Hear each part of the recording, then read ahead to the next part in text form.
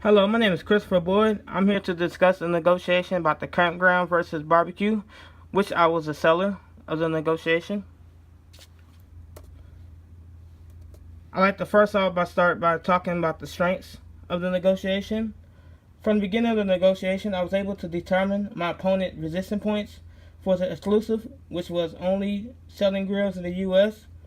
And because of this, I was able to use lock rolling to hit my target points of selling 2,500 units exchange, which accumulated to 650 points for me. The definition of log rolling is when you find out what your opponent valued the most in exchange to get what you value the most. So when looking at the point system on the other sheet, I saw that she valued the most about only selling the grills in the U.S.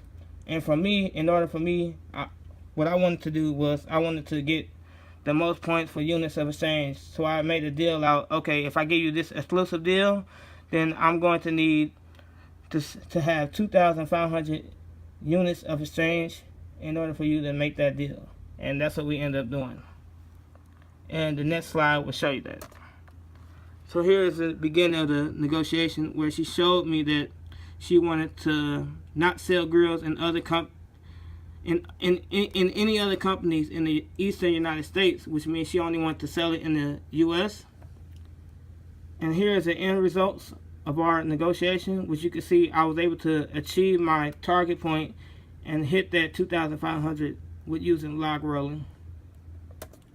Next slide, I'd like to talk about the weakness that happened during the negotiation. Throughout the negotiation, I expressed my resistance points for product guarantee and exclusivity. This allowed my opponent to use tactics to expand their pie to make me go lower than my resistance points. Because of this, I chose to do a payment for a price of unit for $350, which resulted in zero profit. And choosing the grill to be only sold in the U.S. only gave me $100 worth of product. But like I said before, me using log rolling allowed me to get some things that I wanted that was consist of my target points. Next slide, I'd like to discuss about part 2 of the strengths that went down during the negotiation. First, throughout the negotiation, I expanded my pie, and this made the negotiation difficult to compromise. So during the negotiation, we went back and forth. So if I give you this, then I need that. And we constantly kept doing that for each issue that was brought upon. And with that being said, because of that, I was honestly trying to do everything I can to not lose the negotiation.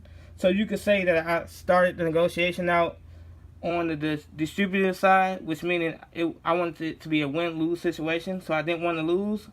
But because the negotiation was going on and we couldn't find an equal decision in the making, we decided to change the negotiation into a integrative where both parties could win. And with that being said, I'd like to talk about part 2 of the weakness. So throughout the negotiation, I could say that I went lower than the resistance points I set for myself in some of the categories.